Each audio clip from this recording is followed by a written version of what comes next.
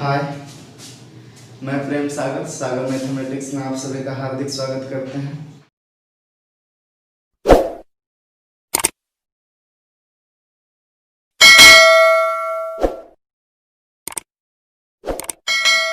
आज question number 197 से देखना, 196 तक हो चुका था।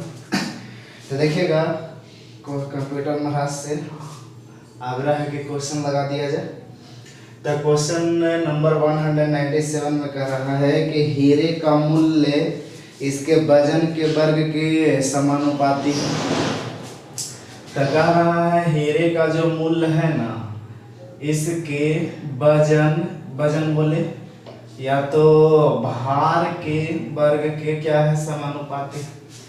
अब प्रश्न में कह रहा है यदि 7/2 कैरेट का हीरे का वजन 300 रुपया दिया गया, तो ये बताइएगा 300 रुपया जो दिया गया है, मूल्य दिया गया है, आई मूल्य जो दिया गया है 7/2 कैरेट का दिया गया है। हाँ या ना?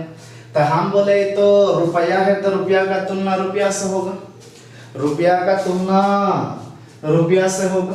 तो 300 रुपया जो दिया गया है, 7/2 कैरेट का दाम दिया गया है। तो बताइए 7/2 कैरेट का दाम का तुलना करेंगे 7/2 कैरेट से, तो बताइएगा हम बोले कि तो कैरेट है यानी कि भार है, और इसको मूल्य में परिवर्तित करना चाहते हैं। तो मूल्य मेरा कैसे निकलेगा, जब भार के स्क्वायर कर देंगे।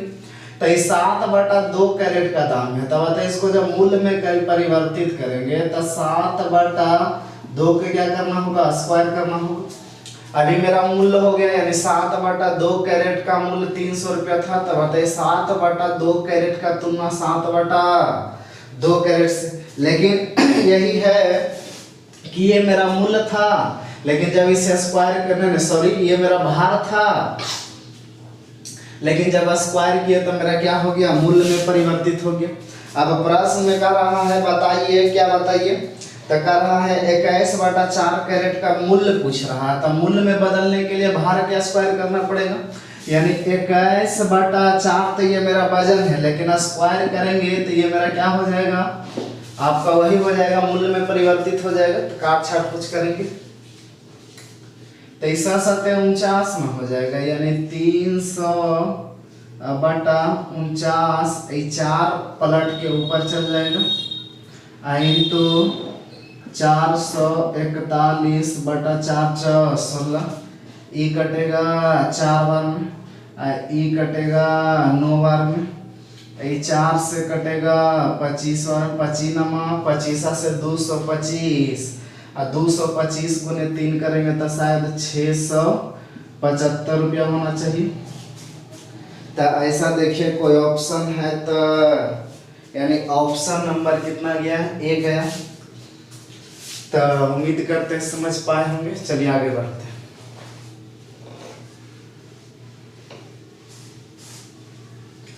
आगे प्रश्न में कह रहा है क्वेश्चन नंबर 198।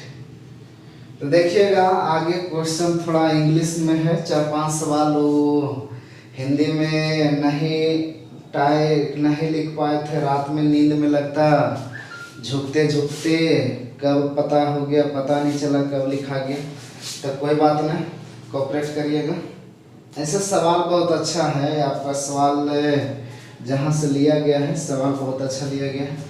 कह रहा है कि the period of the pendulum is directly proportional to the square root of the length of the string. तो देखिएगा प्रश्न में कह रहा है कि period of the pendulum is directly proportional to the square root of the length. प्रश्न में कह रहा है कि जो पेंडुलम जो हमारा है डायरेक्टली प्रोपोर्शनल है, तो किसके डायरेक्टली प्रोपोर्शनल है, तो square root of the length, the square root of the length, यही आपका प्रश्न में कह रहा है। आगे प्रश्न में कह रहा है the period of length of the period of the such A pendulum with a string of length 16 centimetre यानी 60 centimetre is 1 second. Find the length of the string if the period is 65 second. तो देखिएगा पहले फालतू जो अकर बकर लिखे गया है वो छोड़ दीजिए। ऐसे भी इंग्लिश में पढ़ना सवाल बहुत आसान होता है और पकड़ने में भी आसान होता है। ये तो पता है कि जब इसे हटाएंगे तो एक प्रश्न आपका एक क्या आएगा, कांस्टेंट टर्म आएगा, एक बराबर आएगा। अब इसे हम के का वैल्यू निकलना चाहते हैं तो जैसे उसे लिख दीजिए पी अंडर रूट एल, तो के मेरा के लिखा है तो मेरा अंडर रूट एल इधर आ जाएगा, यानी पी बटा अंडर रूट एल बराबर पी बटा अंडर रूट एल, बशर्ते ही 1 होगा तो ये मेरा क्या होगा 2 होगा। ये मेरा कांस्टेंट टर्म के बराबर जाएगा, दोनों ही जाएगा बराबर। तो चलिए अब कुछ नहीं करना, वैल्यू पुट करना है। तो पहला बार में कर रहा है the period of the such A pendulum with string of length 16 centimetre. तब देखिएगा मेरा लेंथ जो दिया गया है वो 16 सेंटीमीटर दिया गया है। तो इसका पीरियड पेंडुलम का कितना दिया गया है, टाइम में 52 सेकेंड दिया गया है। आगे में कह रहा है कि find the length of the string is string if the period is 65 second. तो बताइएगा ये टाइम दिया गया है पीरियड का 65 सेकेंड। इस कंडीशन में इसका लेंथ आपसे क्या कर रहा है, फाइंड आउट करने के लिए बोल रहा है। फाइंड द लेंथ यानी सेकेंड वाला का लेंथ ज्ञात करने कटेगा तो इसका वर्गमूल ही तो 4 होता है, आई 4 से कट जाएगा 13 बार में, आई 13 × 5 = 65, इधर आएगा तो अंडर रूट L2 हो जाएगा बराबर 5, यानी कि L2 जो होगा 25 सेंटीमीटर। तो आपका जो उत्तर जाएगा वो 25 सेंटीमीटर। तो देखिए ऐसा कोई है तो ठीक है, और ना है तो नॉन ऑफ दिस तो दिए ही हैं। तो देख लीजिए थोड़ा गड़बड़ी कहीं अगर जोड़ घटाव में इधर उधर माइनर हो जाए तो दिल पर बात नहीं लीजिए। चलिए आगे बढ़ते हैं, स्क्रीनशॉट लेना चाहते हैं।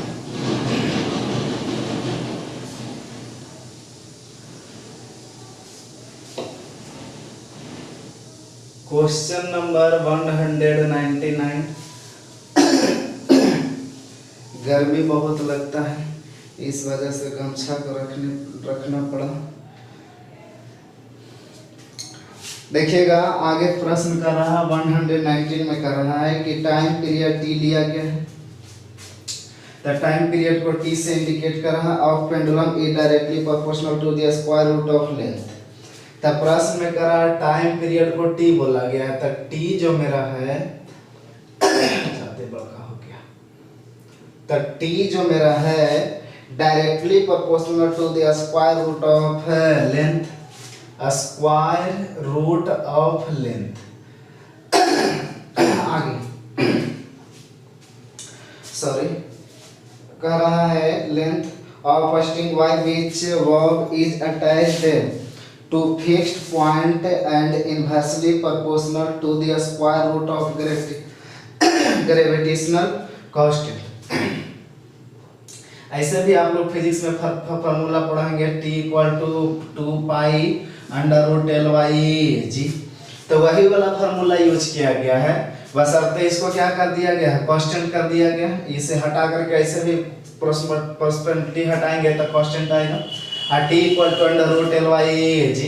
तो यहाँ भी बोला गया है कि t जो है टाइम पीरियड है under square root of length के डायरेक्टली प्रोपोर्शनल है, और मेरा square root of gravitational constant g के, तो ये मेरा क्या था, इन्वर्सली प्रोपोर्शनल है, तो अंडर रूट g। तो वही बात है आपका। तो यहाँ से आप जानते हैं कि जब इसे हटाएंगे तो एक कांस्टेंट आएगा, और कांस्टेंट मेरा 2 पाई था। यहाँ पर देखिएगा अगर के की वैल्यू लिखना चाहें तो इधर चल जाएगा, नीचे आ जाएगा, यानी टी अंडर रूट जी बटा अंडर रूट एल। उसी तरह से टी अंडर रूट जी बटा अंडर रूट एल, बशर्ते ही 1 होगा तो ये मेरा 2 होगा। अब कुछ करना ही नहीं, सवाल में वैल्यू पुट कर दीजिए। तो देखिए कितना बड़ा बड़ा सवाल के कितना आसानी से कर पा रहे हैं। अरे भाई गलत टाइम में फोन देखिए कह रहा है time period of a bob is 3 second. तो टाइम आपका 3 सेकेंड, आगे कह रहा when the gravitational constant g is 4 meter per centimeter square. तो ग्रेविटेशनल जो कांस्टेंट दिया गया है वो मेरा 4 meter per second square and length of the string is 9 meter. जो लेंथ जो हमारा दिया गया है वो 9 मीटर दिया गया है। आगे मेरा प्रश्न कह रहा है, क्या कह रहा है, हाँ what is the time period. तो ये T2 आपसे आगे मांग रहा है, पता नहीं आगे क्या क्या दिया गया। What is the time period of a Bob having a string of length 65। तो लेंथ आपका दिया गया है 64। आगे प्रश्न में कह रहा है एंड ग्रेविटेशनल कांस्टेंट जो दिया गया है 6 मीटर पर सेंटीमीटर स्क्वायर पर सेकेंड स्क्वायर। तो यहाँ से आप काट छाट करिए। तो ये तो मेरा 3 है, वर्गमूल निकाल देंगे तो ये 8 है और ये मेरा कितना है 4। तो ये देखिएगा ये 4 दूनी 8 कट जाएगा, आई 3 से 3 कट जाएगा, आई मेरा कितना है 2 है, आई 2 इसमें आके गुना होगा तो मेरा 2t जो आएगा टाइम पीरियड वो कितना आ जाएगा 4 सेकेंड आएगा। तो आपका उत्तर क्या होगा 4 सेकेंड। देखिए अगर कोई ऐसा ऑप्शन है तो आप मिला सकते हैं। तो उम्मीद करते हैं समझ पा रहे होंगे। चलिए आगे बढ़े। तो क्वेश्चन नंबर 200 मंजिल के करीब पहुंच रहे हैं।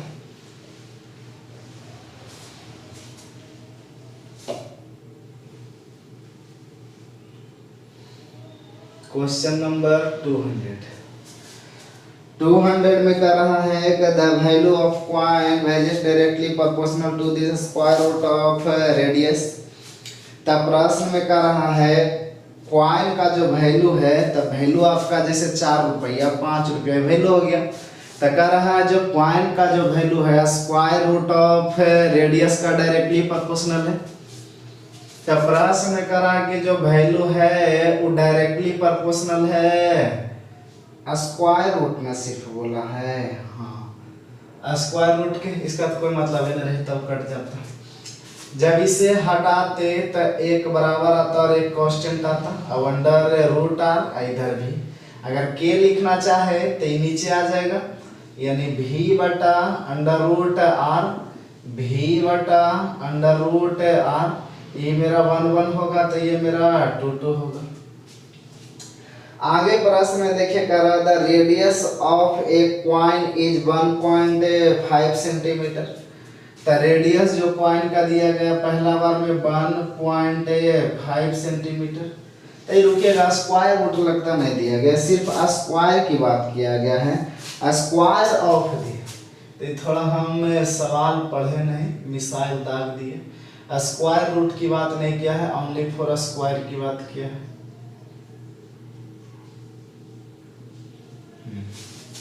अब सही है, थोड़ा इधर उधर फिसल जाते हैं तो दिल पर ना लेंगे। तो यह स्क्वायर हो गया। तो देखिएगा प्रश्न में करा था radius of a coin is 1.5 centimetre and it's value. तो ये रेडियस आपका 1.5 सेंटीमीटर है, उसका वैल्यू कितना दिया गया है 2 रुपया। आगे प्रश्न में करा what will be the radius of a coin if it's value. तो कह रहा है अगला का रेडियस क्या होगा R2 के आई डोंट नो। कह रहा है इसका रेडियस क्या होगा, लेकिन जिसका वैल्यू जो दिया गया है वो कितना दिया गया है 5 रुपया दिया गया। यही बात कर रहा है कि what will be the radius of a coin. बताइए कि अगला कॉइन का रेडियस क्या होगा if it's value is RS 5 रुपया। तो यानी RS तो 5 बोलिए दे तो क्या बोला कि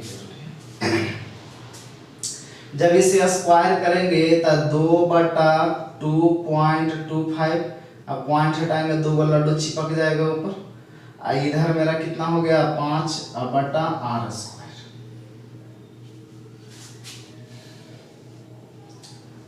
काट छाट अगर करे तो 5 से कट जाएगा मेरा 40 बार में, r² इधर आ जाएगा तो r² बराबर 225/40। अगर हम सिर्फ r लिखना चाहे तो अंडर रूट 225/40, ये तो वर्गमूल सीधा सीधी निकल जाएगा 15, 36 रहता तो 6 पॉइंट समथिंग जाएगा, आई लगेगा 6 से 2 बार में, यानी कि 2 पॉइंट समथिंग के आसपास ऑप्शन देखिए, समथिंग समथिंग यानी 2.4, तो आपका उत्तर होगा 2.4। उम्मीद करते हैं कि समझ पाए होंगे, और ना समझे तो हमरा कर लीजिएगा, मंगली में और क्या मिलता है। चलिए आगे बढ़िए।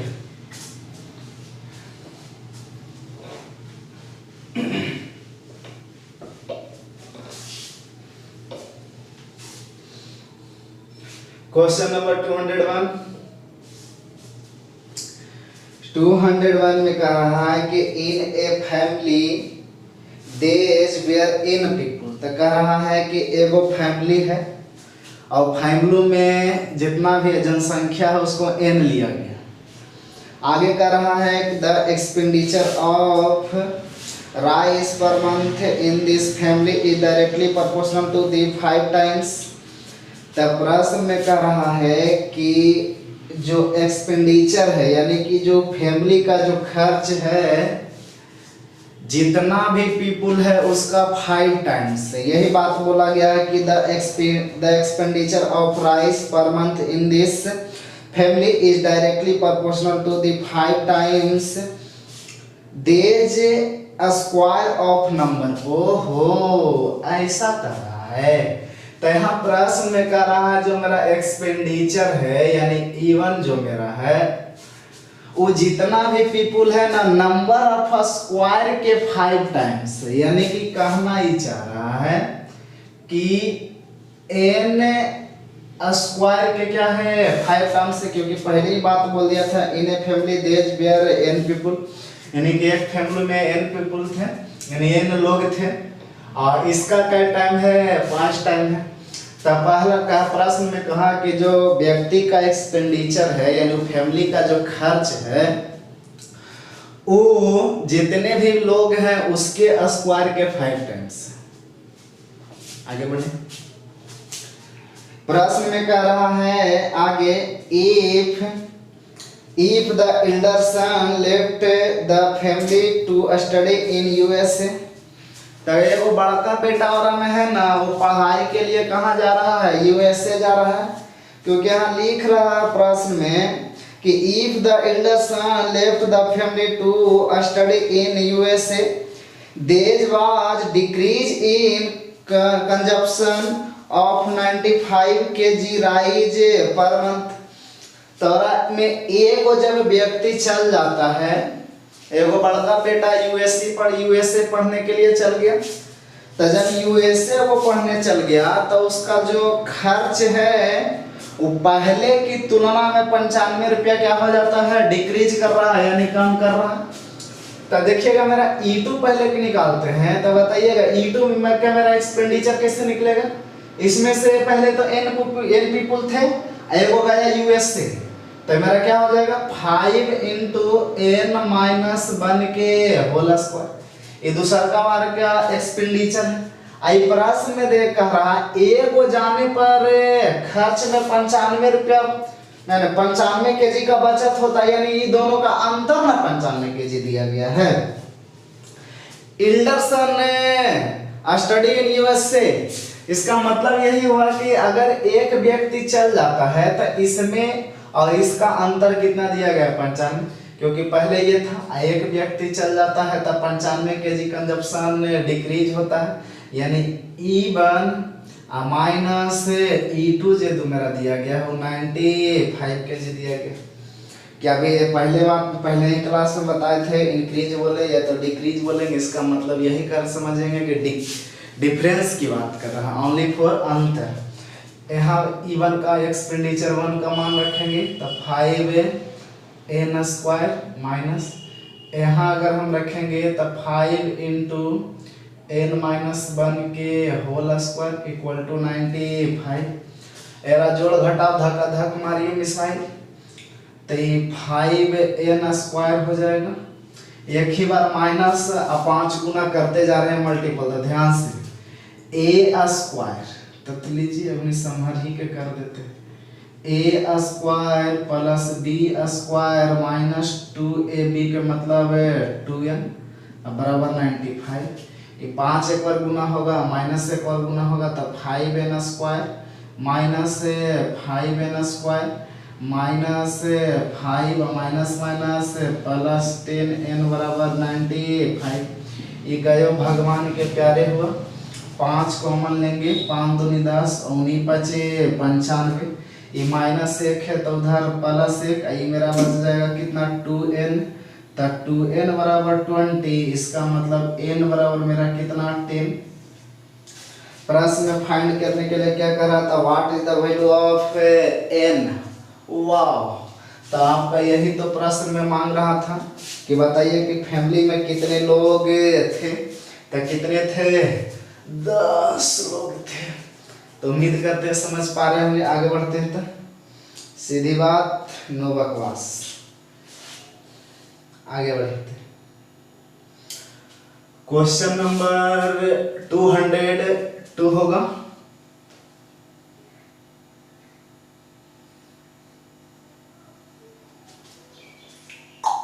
ठीक है,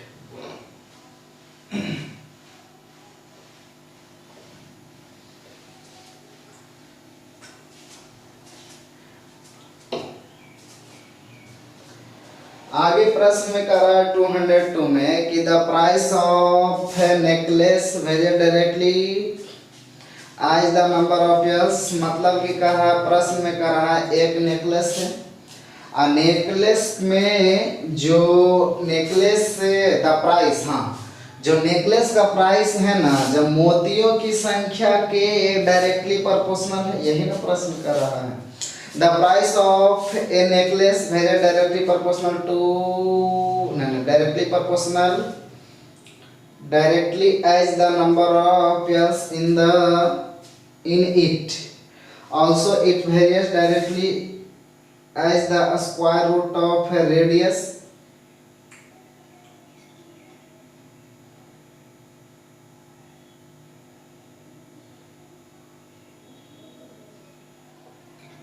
क्या क्या दिया है, मोती दिया है, रेडियस है और उसका दाम भी है। हमको यहाँ कुछ गड़बड़ लग रहा है, फिलहाल जैसे है उसी पर हम बना के देते हैं। तब प्रश्न में कर रहा जो प्राइस है, तब प्राइस को हम पी बोल रहे हैं। अरे गर्मी,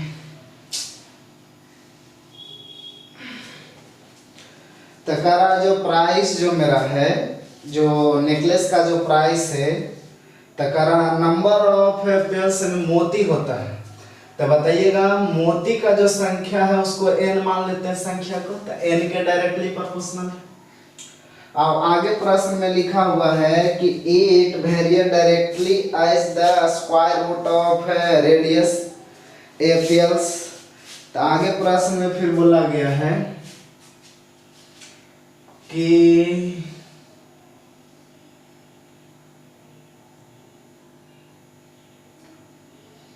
directly as the square root of radius of radius। इसी में बोला गया है स्क्वायर रूट ऑफ में लिखा है कि सिर्फ स्क्वायर रूट ऑफ। तो देखिएगा इसी में प्रश्न है, एक और बात लगाया है। एगो तो बोला जो नेकलेस का जो मेरा प्राइस है उन मोतियों की संख्या के डायरेक्टली प्रोपोर्शनल है, और वही जो मेरा प्राइस है स्क्वायर रूट ऑफ रेडियस के भी डायरेक्टली प्रोपोर्शनल है। तो यहाँ से अगर हम कुछ करें छेड़छाड़ तो इसे हटाएंगे तो बराबर और कांस्टेंट आएगा। अगर के लिखना चाहते हैं तो ये नीचे आ जाएगा, यानी p बटा n into under root R, p बटा n into under root R. अब कुछ करना ही नहीं, वैल्यू रख दीजिए। तो देखिएगा प्रश्न में कह रहा है The price of a necklace was 150 दिया गया है। When hand 75 pairs, यानी कि मोतियों की जो संख्या दिया गया है वो 75 दिया गया है। और रेडियस इसका कितना दिया गया है 1 सेंटीमीटर दिया गया है। Find the radius of the pairs of a necklace। तो मोतियों के आगे आपसे संख्या डिमांड कर रहा है, यही ना। हाँ, इसका जो नहीं सॉरी, रेडियस पूछना है। दूसर का जो माला है वो मोती के रेडियस बताना है, और उसमें नंबर ऑफ ईयर्स दिया गया है मेरा कितना 100, और इसका कॉस्ट दिया गया है कितना 600। काट छाट करेंगे तो ये कट जाएगा कितना बार में, 4 बार में। 25 से कटेगा 3 बार में, 25 से कटेगा 4 बार में, 4 से 4 कट गया, यानी अंडर रूट का वैल्यू कितना बच गया, अंडर रूट आर का वैल्यू 3 बच गया, यानी अंडर रूट आर मेरा 3 है लाल, तो आर बराबर कितना है, तो यानी दूसरा जो रेडियस है मोती का नो से, तो मोती नहीं तो मोता हो गया। चलिए आगे बढ़ते हैं, तो उम्मीद करते हैं समझ पाए होंगे। क्वेश्चन नंबर 203 की ओर निकलते हैं, तो मिटा दे।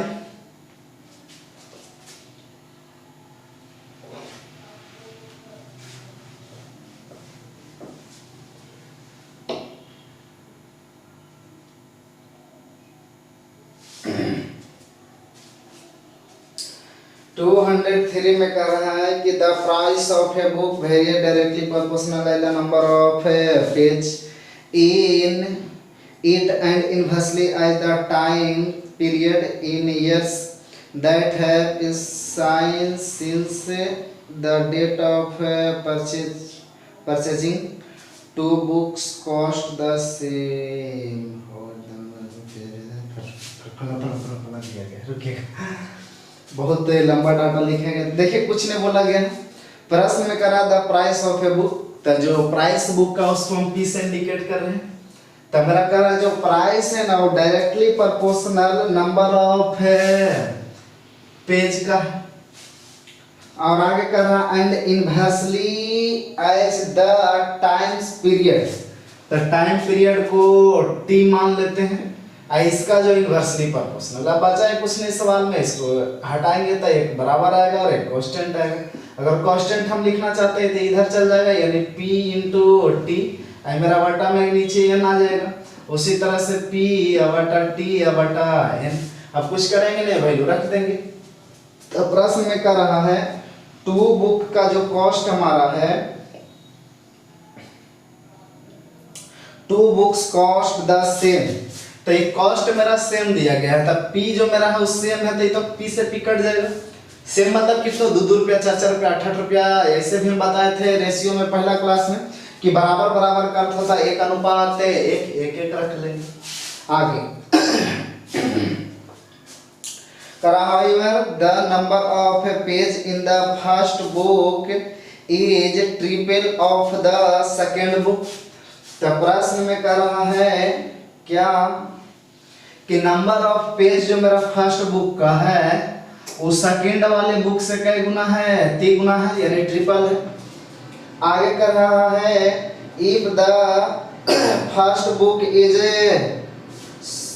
क्या लिखा है सोल्ड ऑन 80 years, तो फर्स्ट बुक का टाइम पीरियड आपका कितना दिया गया है 18 ईयर, और सेकेंड बुक का आपका टाइम पीरियड पूछ रहा है। अब आप बताइएगा ये प्राइस तो मेरा कट गया क्योंकि दोनों प्राइस का, दोनों बुक का प्राइस सेम था, ये कट गया 6 बार में, यानी टाइम पीरियड मेरा कितना आ गया 6 years।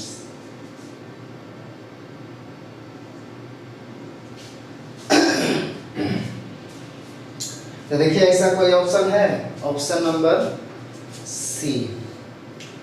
उम्मीद करते हैं समझ पाए होंगे, ज्यादा कुछ तो है नहीं, ज्यादा हार्ड भी नहीं है। तो यही बोले कि बड़े बड़े सवालों का छोटे छोटे सॉल्यूशन। आगे बढ़े तो आज तो गला खसखस आ रहा है। क्वेश्चन नंबर 204,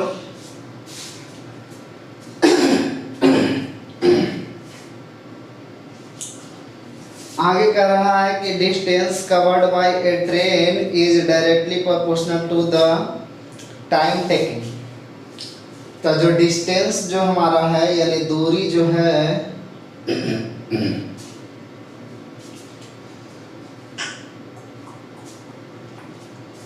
कोई बात नहीं, distance covered by a train is directly proportional to the time taken and also if it varied directly as the square root of fuel and varies inversely as the number of wagons यानी bogie.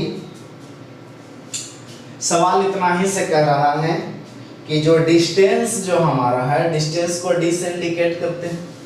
तो जो मेरा distance है ना, जो चली गई दूरी है, कवर डिस्टेंस जो है वो डायरेक्टली प्रोपोर्शनल है क्या, टाइम टेकन का, लिए गए समय का डायरेक्टली प्रोपोर्शनल है। और कह रहा है कि directly as the square root of fuel. एगो इस एगो का और यानी एक का और डायरेक्टली प्रोपोर्शनल है, तो स्क्वायर रूट ऑफ किसका, फ्यूल का। और इनवर्सली भी है, तो कह रहा varies inversely as the number of wagon की बात कर रहा, बैगन वो वाला बैगन्स की बात नहीं कर रहा, बैगन्स। चलिए आगे।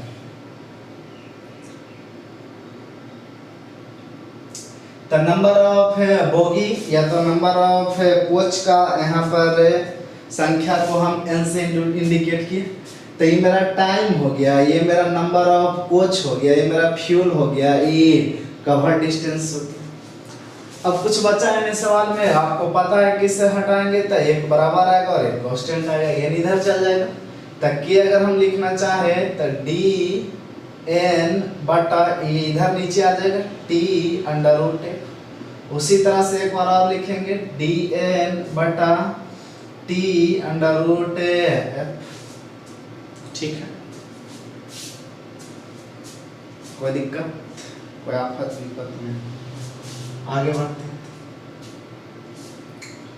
अब जो दिया गया उससे पुट करिए। अब करना क्या है, तो प्रश्न में कर रहा है a train covered 192 journey is 20 hours. तो प्रश्न में कर रहा है कि 190, थोड़ा बढ़कर लिखते हैं, 192 किलोमीटर जाने में टाइम मेरा किस लग रहा है, 20 आवर लग रहा है, 20 आवर लग रहा है। और इसमें आपका बोगियों की यानी कोच की जो संख्या दिया गया है, वैगन्स कितना दिया गया है, 10 दिया गया नंबर ऑफ।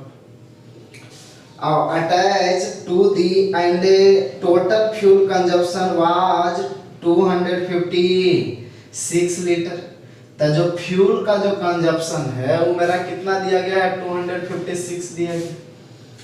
आगे प्रश्न में करा find the consumption of fuel. तो ई आपसे का फ्यूल दूसर का बार में खर्च आपसे मांग रहा है। तो find the consumption of fuel per kilometre when a train goes 200 kilometre. और आवर कितना लग रहा है, 25 आवर लग रहा है। और बोगी कितना लेके जा रहा है, बोगी नहीं सॉरी कोच कितना लेके जा रहा है, 15 लेके जा रहा है। लेकिन ये प्रश्न सिर्फ फ्यूल का खर्च नहीं मांगा, बल्कि कह रहा 200 किलोमीटर में 200 किलोमीटर जाने के लिए उसका माइलेज बताइए क्या है, यानी पर लीटर कितना है, पर लीटर किलोमीटर क्या है। तो पहले फ्यूल निकालते हैं कि 200 किलोमीटर जाने में कितना फ्यूल खर्च हमारा होता है। पहले ये निकाल लेते हैं कि 200 किलोमीटर जाने में कितना फ्यूल खर्च होता है। काट छाट करेंगे, इसका वर्गमूल निकालेंगे तो 16 ना आ जाएगा, 25 8 200। 8 से काटेंगे तो 8 दूनी 16 और 8 चौ 32। 8 से काटेंगे तो 8 दूनी 16 और 8 तिया 24।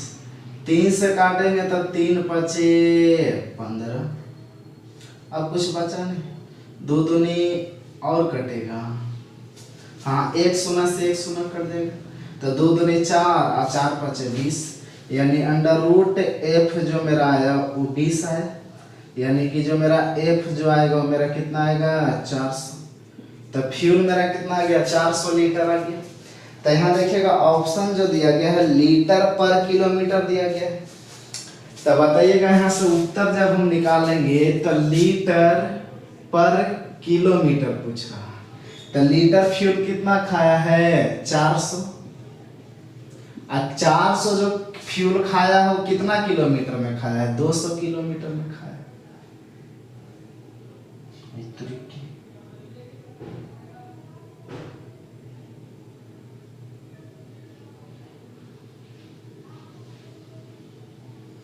तो ये एक शून्य से एक शून्य, एक शून्य से एक शून्य, यानी कितना आ गया 2 लीटर पर किलोमीटर। तो उम्मीद करते हैं कि समझ पाए होंगे। तो आपका उत्तर जो हो गया 2 लीटर पर किलोमीटर। थोड़ा देखिएगा अगर कहीं कुछ गड़बड़ी हुआ होगा कैलकुलेशन में, तो ऑप्शन तो मेरा 2 मिल रहा, तो दुख नहीं लेंगे, दिल पर नहीं लेंगे, वो थोड़ा बहुत इधर उधर माइंड से उतर जाता है। तो मेरा ये आया कितना 400 आया। तो ये 400 जो लीटर आया यानी 200 किलोमीटर जाने में आया। तो 400 लीटर, क्योंकि लीटर पर किलोमीटर आपसे ऑप्शन दिया गया है, तो 400 लीटर 200 किलोमीटर में, तो 200 से ऊपर 2 बार में पूरा पूरी कट गया, यानी 2 लीटर पर किलोमीटर। चलिए आगे बढ़ते हैं, तो मिटा दें। आगे होगा क्वेश्चन नंबर 205।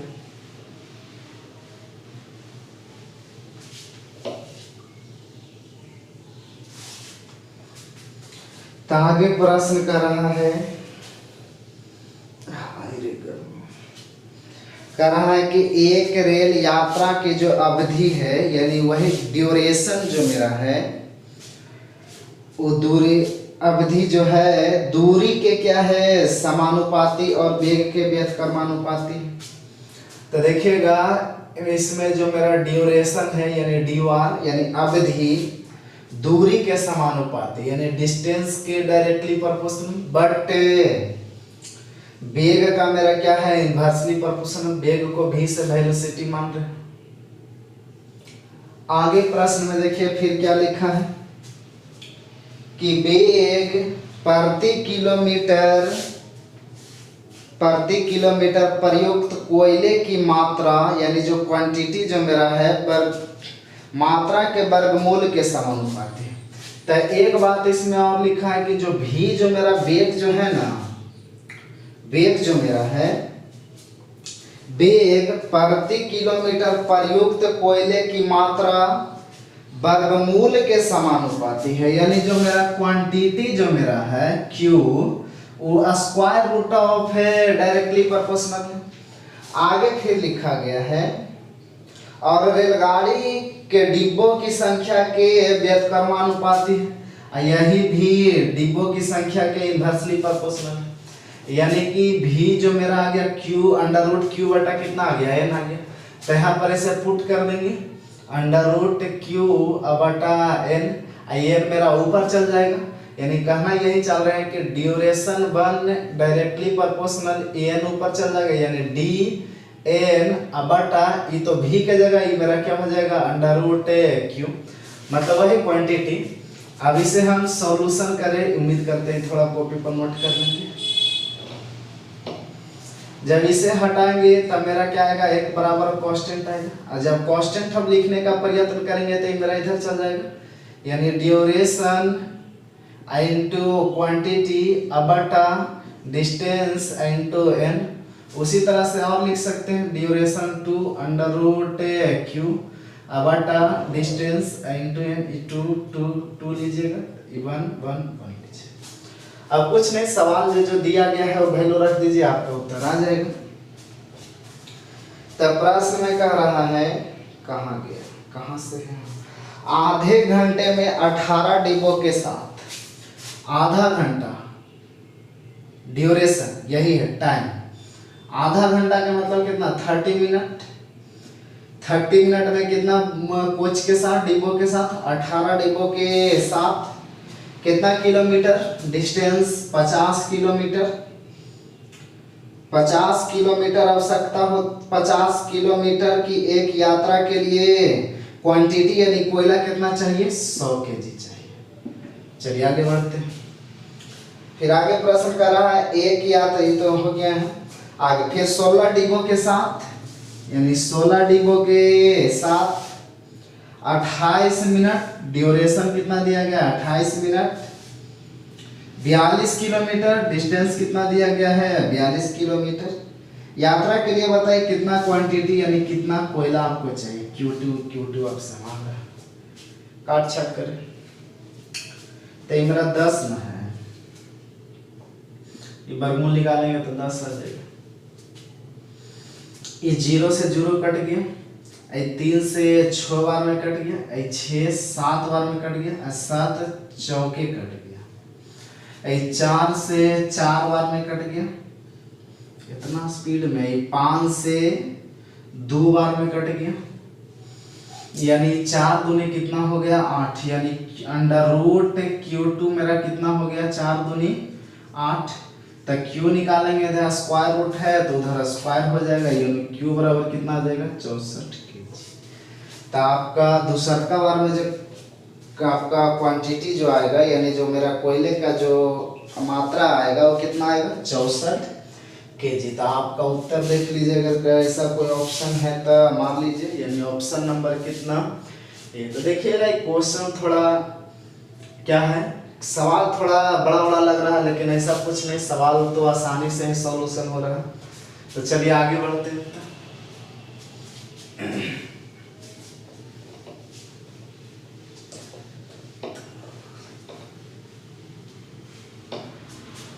206 यानी 206। आगे बढ़ते हैं। ये सेक्शन डी का ब्लॉक बी। अब जय हिंद जय भारत होने वाला ये लास्ट सवाल है।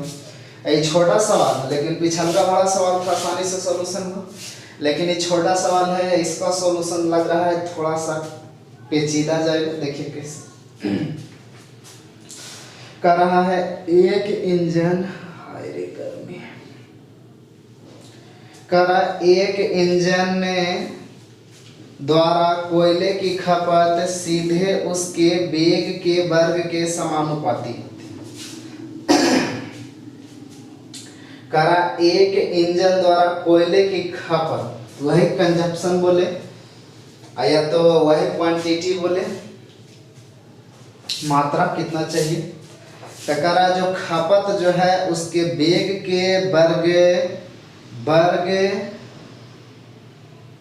के समानुपाती होती है। वर्गमूल वर्ग के समानुपाती। तो देखिएगा कोयले का जो खपत है, खपत को यहाँ पर कंजप्शन मांगते हैं, यानी सी जो मेरा है ना, कोयले की खपत उसके वेग के वर्ग, वेग को भी मानते हैं, इसके वर्ग के क्या है समानुपाती है, डायरेक्टली प्रोपोर्शनल। यहाँ से हटाए तो बराबर और क्या आएगा, के जब हम लिखना चाहें तो ये नीचे आ जाएगा, यानी सी बटा वी स्क्वायर बराबर सी बटा वी स्क्वायर, लेकिन ये 1 1 तो ये मेरा क्या होगा 2 2। अब देखिए कुछ बचा नहीं सवाल में।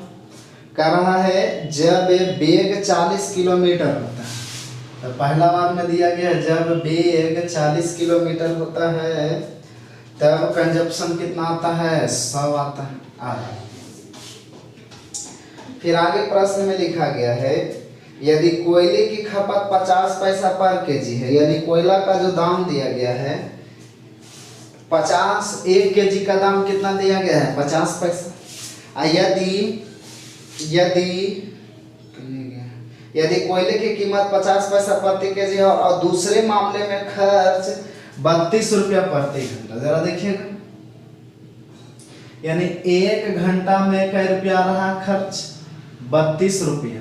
तो देखिएगा ये दूसरा मामला में, यानी इधर की बात कर रहा है कि दूसरा मामला में 1 घंटा में 32 रुपया क्या होता है खर्च करता है। तो 1 घंटा में 32 रुपया खर्च करता है, कोई बात दिक्कत नहीं, खर्च करो भाई। कोयला का दाम कितना है 50 पैसा में 1 किलो, तो 1 रुपया में 2 किलो।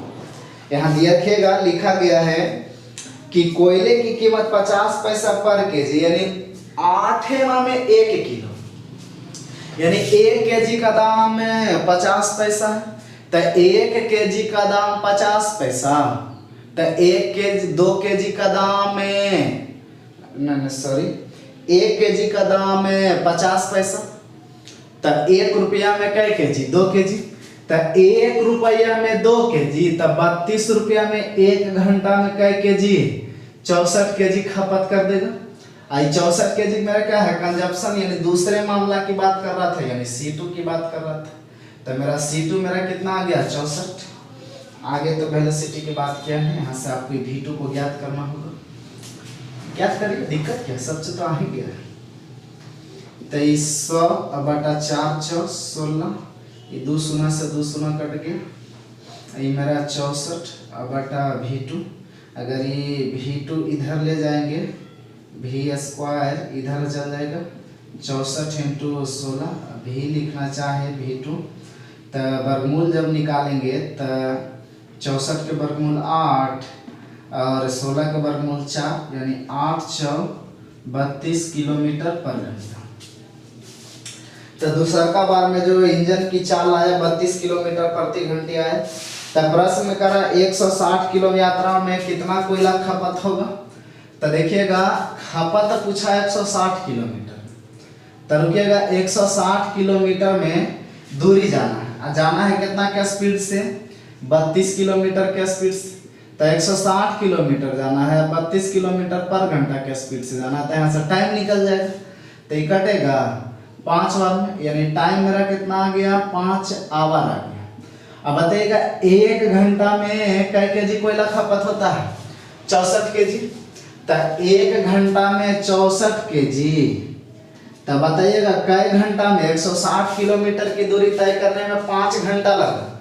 तो 1 घंटा में 64 केजी, तो 5 घंटा में गुने 5 यानी 320 केजी। तो उम्मीद करते समझ पाए होंगे। तो ऐसा देखिए कोई ऑप्शन है, तो ऑप्शन नंबर सी, नहीं सॉरी, ऑप्शन नंबर बी। उम्मीद ही कर सकते हैं कि समझ में आया होगा, क्योंकि अच्छे सवाल में न है, क्योंकि यहाँ पर गधों की भीड़ ज़्यादा है और पढ़ने वाले की भीड़ कम। तो इसी वजह से हम यही कहना चाहेंगे, क्वेश्चन बहुत कम लोगों का ही पसंद आएगा जो पार्ट 1 और पार्ट 2 में बताएंगे, क्योंकि उसी को पसंद आएगा सबसे ज़्यादा। मेरा देखते होंगे कि व्यू कम रहता है, क्योंकि मेरा सवाल वो नहीं रहता है कि क्रय मूल्य इतना विक्रय मूल्य इतना तो लाभ प्रतिशत इतना। फुसलाने वाला काम नहीं कर सकते, क्योंकि आज फुसला जाएगा, एग्जाम हॉल में बैठेगा फिर गाली देगा कि क्या पढ़ाया था, ये तो कुछ आया ही नहीं एग्जाम में। उस समय तो मजा ले रहे थे, आज कितना मजा रहा, आज एक घड़ी में उत्तर यहाँ दिन में रात, रात में दिन दिखाई पड़ेगा। तो यहाँ पर पहले से रेडी आपको हो जाना है, यहाँ पूरा फाउंडेशन कोर्स आपका चलेगा, और 0 से लेकर के दिल थाम के एक एक क्वेश्चन को आपको देखना होगा। इन्हीं के वीडियो देखे, अरे ये तो अबे करता है, तो वह हो जाएगा लटकला बेटा था गेला बेटा, ये तो अबे करता है, ये पूछबे नहीं करेगा, ये वाला आएगा तो बनाइए देंगे। तो ये वाला काम नहीं करेंगे, आराम से। लड़का इतना होशियारी तो देखा, अरे ये तो बन ही जाएगा, अरे गधा तेकर कलम कॉपी लेके बैठना, और बना के देख बनता है कि नहीं बनता। पढ़ला पर वो लड़कियों गलियों में देखता है कहता इधर पटिए जाएंगे, लेकिन पटाइला में हालत खराब हो जाता है। तो ऐसे थोड़ी होता है कि वो वाली हमर है, ये वाली तोर है, उसे तरह से तरह कार्य पर होता है। तो इसी वजह से हम कह सकते हैं कि अगर ऐसे नहीं पढ़ेंगे के लिए सवाल हाथ तरीके तो बनिए जाएगा, ऐसा नहीं करना है। इसको आप बढ़िया से सवाल को एक ध्यान से देखेंगे कि क्या सवाल है, एक को कॉपी में नोट करेंगे, क्वेश्चन को, सॉल्यूशन को नोट करेंगे। चलिए आज के लिए इतना ही, धन्यवाद।